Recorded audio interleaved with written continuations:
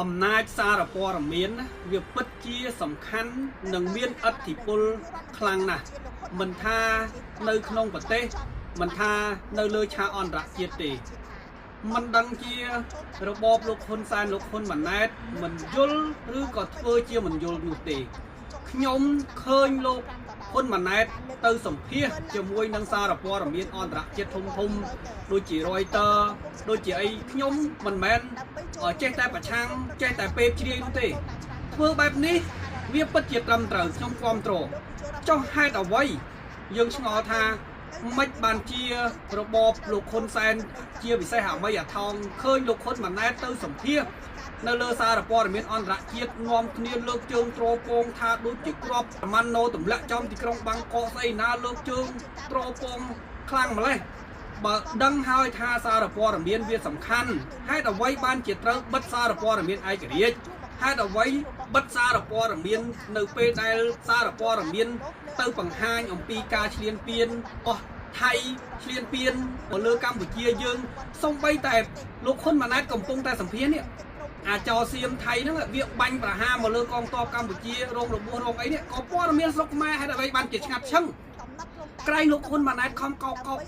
ស្រែកឲ្យពិភពលោកគេដឹងតាមសម្ភាសតាមសារព័ត៌មាននេះហេតុអ្វីបានជាពេលដែលថៃវាធ្វើសកម្មភាពហេតុអ្វីបានជាមិនចេញព័ត៌មានប្រាប់ប្រជាពលរដ្ឋបាត់ដីអាកន្លែងណានិយាយកន្លែងណាហេតុអ្វីបានជាលោកហ៊ុនម៉ាណែតបិទមាត់ឈឹងមិនហ៊ាននិយាយទាំងលោកហ៊ុនសែនទាំងឪទាំងកូននេះតើពេលហើយទៅនិយាយនៅលើសារព័ត៌មានបែរជាហ៊ាននិយាយការពិតនៅលើសារព័ត៌មានខ្ញុំគ្រប់គ្រងចំណុចនេះត្រូវតែហ៊ាននិយាយការពិតនៅលើឆាកអន្តរជាតិប្រាប់ឲ្យពិភពលោកគេដឹង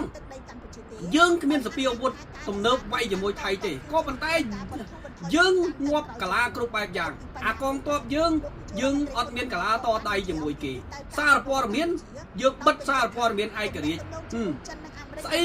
ក៏យើងចាញ់គេហេតុអ្វីបានជាយើងមិនព្រមបើកសារព័ត៌មានឲ្យអន្តរជាតិគេបានគេដឹងគេឮយើងក្រយើងតូចយើងទាបប្រទេសយើងតូចប្រជាជនយើងតិចសេដ្ឋកិច្ចយើងទុនខ្សោយជាងគេហេតុអ្វីបានជាយើងមិនព្រមបើកសារព័ត៌មានហ្នឹងទោះបីជារងគ្រោះក៏ដោយទទួលស្គាល់ឲ្យអាចោសៀមហ្នឹងឲ្យពិភពលោកគេបានដឹងគេបានឮយ៉ាងហោចណាស់យើងមិនឈ្នះគេក៏ដោយក៏ពិភពលោកគេស្គាល់ថាអូអាប្រទេសនេះជាប្រទេសចោលពិភពលោកគេឃើញវាអាចោសៀមវាអត់ខ្លាចយើងទេវាខ្លាចតែអន្តរជាតិទេដូច្នេះហេតុអ្វីបានជាយើងត្រូវលាក់បាំងព័ត៌មានសៀមវាធ្វើសង្គ្រាមឈ្នះយើងទាំងសេដ្ឋកិច្ចឈ្នះយើងទាំងសពាអាវុធឈ្នះយើងទាំងសារព័ត៌មានវាដោយចោតប្រកាន់លៀបពណ៌យើងទទួលស្គាល់ថាប្រទេសយើងវាពិតជាមានគេហៅថាអនឡាញខុសច្បាប់យើងអត់ព្រមសម្អាតផ្ទះយើងអាហ្នឹងវាជាកំហុសយើងណាទៅហើយក៏ប៉ុន្តែវាដើរនិយាយថាយើងហ្នឹងគឺជាចោលវាចោតយើងថាចោលវាជួយសម្អាតផ្ទះយើងវាវាយយើងយកដីហើយវាលាបពណ៌យើងទៀតអញ្ចឹងយើងចាញ់គេអញ្ចឹងយើងហេតុអ្វីបានជាខ្មែរមិនព្រមយល់ហេតុអ្វីបានជារបបលោកហ៊ុនម៉ាណែតមិនព្រមធ្វើខ្ញុំគ្រប់គ្រងខ្ញុំតសើថាធ្វើត្រឹមត្រូវការដែលទៅសម្ភាសត្រូវហ៊ាននិយាយការពិតនៅលើឆាកអន្តរជាតិនៅលើសារព័ត៌មានធំថាថៃវាឈ្លានពានលុកលុយចូលកម្ពុជាដោយខុសច្បាប់ចូលជ្រៅក្នុងទឹកដីខ្មែររំលោភច្បាប់ទាំងច្បាប់ជាតិនិងច្បាប់អន្តរជាតិឲ្យពិភពលោកគេដឹងថាអាចោសៀមនឹងវាប្រេយផ្សៃអញ្ចឹងវា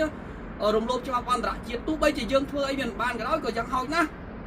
ក៏ឲ្យពិភពលោកគេបានមើលឃើញបកស្បែកមុខវាថាវាគឺជាប្រទេសថោកទាបជាប្រទេសចោលជាប្រទេសប្រេយផ្សៃជាប្រទេសគេគួរឲ្យខ្លាចគេគួរឲ្យញញើតគេស្គាល់សន្តានវាថ្ងៃក្រោយគេអត់ហ៊ានខ្សែគប់វាដែរយ៉ាងហោចណាស់យើងមិនបានវាយវាយើងមិនឈ្នះដោយកម្លាំងក៏ប៉ុន្តែយើងបានបោះអាក្រាតវាដែរលោកហ៊ុនម៉ាណែតធ្វើហ្នឹងខ្ញុំទទួលស្គាល់ខ្ញុំគ្រប់គ្រងថាវាត្រឹមត្រូវបន្តធ្វើអញ្ចឹងហើយសូមឲ្យលោកហ៊ុនម៉ាណែតបើកឲ្យសារព័ត៌មានឯករាជ្យមានសេរីភាពអាចនិយាយស្ដីបានវាហាក់បីដូចជាបៃឡនយោបាយយើងឃើញមើលលោកហ៊ុនម៉ាណែត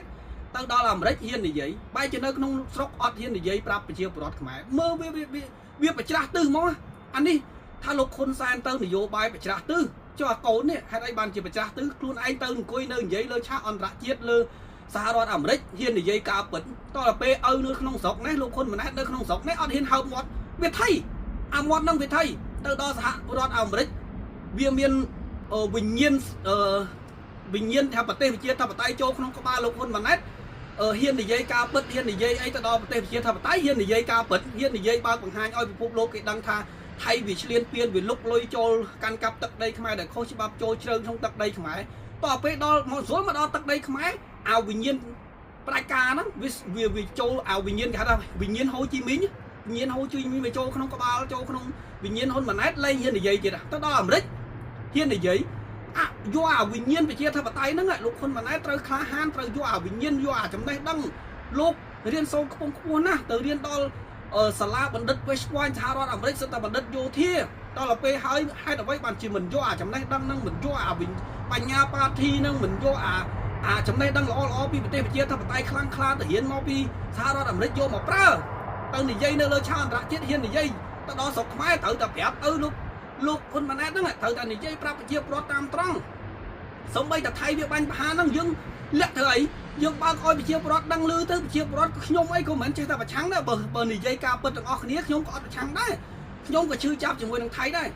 ហេតុអីបានជាខ្ញុំចេះតែនិយាយថាខ្ញុំនឹងប្រឆាំងពេលគ្រាក៏តែវាប្រច្រាស់អញ្ចឹងបើថាឥឡូវយើងរងគ្រោះទាំងអស់គ្នាយើងរួបរวมគ្នាទៅខ្ញុំក៏ស្រឡាញ់ប្រទេសជាតិលោកក៏ដឹកនាំប្រទេសជាតិក៏ស្រឡាញ់ប្រទេសជាតិដែរអញ្ចឹងបើលោកអត់ដើរប្រច្រាស់លោកបង្ហាញប្រាប់ពិភពលោកស្រែកប្រាប់ថាអូមានបញ្ហាអីថៃវាឈ្លានពានហើយជួយគ្នាទាំងប្រឆាំងទាំងមិនប្រឆាំងមិនប្រឆាំងក៏ដោយក៏ខ្ញុំក៏ជួយនិយាយជួយសារដែរសារព័ត៌មាននៅក្នុងស្រុកបើនិយាយការពិតខ្ញុំក៏ជួយshareដែរក៏ប៉ុន្តែវាអត់អញ្ចឹងហេតុអីបានជាខ្ញុំឈឺចាប់អាថៃវាឈ្លានពានហើយអាមេដឹកនាំយើងសារព័ត៌មានស្រុកខ្មែរអាត្រោពងលើកជើងត្រោពងនេះវាបិទព័ត៌មានទៀតហើយអត់ឲ្យខ្ញុំឈឺចាប់អត់ឲ្យប្រជាពលរដ្ឋក្រំគ្រាក្រំចិត្តឈឺចាប់គេហៅថាអានឹងងាប់ទាំងរស់វេទនាផ្លូវចិត្តអាគេប្លន់ដីយើងហើយអាសារព័ត៌មានក្នុងស្រុកវាអត់ហ៊ាននិយាយទៀតដល់មេវាឡើងទៅដល់សហរដ្ឋអាមេរិកមេវាហ៊ាននិយាយអញ្ចឹងវាមិនស្រួលអត់ហ៊ាននិយាយទៀតវាគ្រាន់តែទៅអួតថាទៅនិយាយសារព័ត៌មានប្រាប់អន្តរជាតិថាអញ្ចឹងចូលមិនស្រួល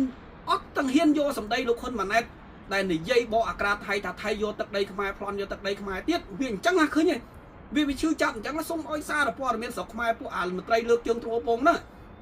និយាយបន្តសម្ដីលោកហ៊ុនម៉ាណែតទាំងផងថាថៃវាពិតជាឈ្លានពានកាន់កាប់ទឹកដីខ្មែរចូលជ្រៅមែនទៅទទួលស្គាល់ការពិតទាំងអស់គ្នាអញ្ចឹងទៅហើយរកដំណោះស្រាយខ្ញុំមិនមែនចេះតែប្រឆាំងទេក៏ប៉ុន្តែវាមើលបងប្អូនមើលវាដូចលបែងបៃលុកបៃឡវាដើរប្រច្រាស់ទិសគ្នាទាំងឪទាំងកូនលោកហ៊ុនម៉ាណែតធ្វើនឹងខ្ញុំមិនមែនប្រឆាំងទេធ្វើអញ្ចឹងត្រឹមត្រូវបង្ហាញឲ្យអន្តរជាតិគេឃើញយើងអត់មានសភាពទំនើបទេអញ្ចឹងយើងត្រូវតែឲ្យវាខ្លាំងនេះយើងធ្វើឲ្យអន្តរជាតិខ្មែរខ្ញុំថាប្រសិនបើមានតំណែងងការទូតអន្តរជាតិប្រទេសយើងតូចយើងក៏គេជួយអាណិតដែរក៏ប៉ុន្តែយើងអត់ទេយើងប្រឆាំងជាមួយនឹងអន្តរជាតិប្រទេសផ្សេងយើងពើងទ្រូងដាក់គេយើងបិទលទ្ធិជាតិថាបតៃចង់ដាក់ផ្ដាច់ការដល់ពេលមានការអីមានគ្រោះថ្នាក់គេវាយងាប់គេអត់ជួយអញ្ចឹងឃើញទេអាហ្នឹងវាអញ្ចឹងខ្ញុំនិយាយមិនមែនប្រឆាំងងាប់ទេខ្ញុំប្រឆាំងឲ្យប្រទេសជារីកចម្រើនខ្ញុំប្រឆាំងឲ្យប្រជាពលរដ្ឋខ្មែរយល់ដឹងតានកុំឲ្យចាច់បោកអាអ្នកនយោបាយវាត្រឡប់ត្រឡែនដើរប្រច្រាស់ទិសទាំងឪទាំងកូនហ្នឹងបើដើរត្រូវខ្ញុំគ្រប់គ្រងតាខ្ញុំមានប្រឆាំងកប់មុខណាខ្ញុំប្រឆាំងដើម្បីប្រទេសខ្ញុំរីកចម្រើនខ្ញុំប្រឆាំងដើម្បីប្រទេសជាតិខ្ញុំមានការរីកចម្រើនកុំឲ្យគេឈ្លានពានទោះបីជាប្រទេសហ្នឹងរីកចម្រើនទោះបីជា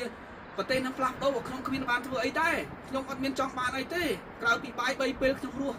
សុខស្រួលហើយក៏ប៉ុន្តែខ្ញុំឃើញប្រទេសខ្ញុំវាអយុត្តិធម៌ប្រជាជនខ្ញុំវារងគ្រោះអញ្ចឹងឲ្យខ្ញុំដេកលក់មិនឲ្យខ្ញុំមិននិយាយមិនទោះមុនងាប់ក៏បាននិយាយការពិតខ្លះដែរ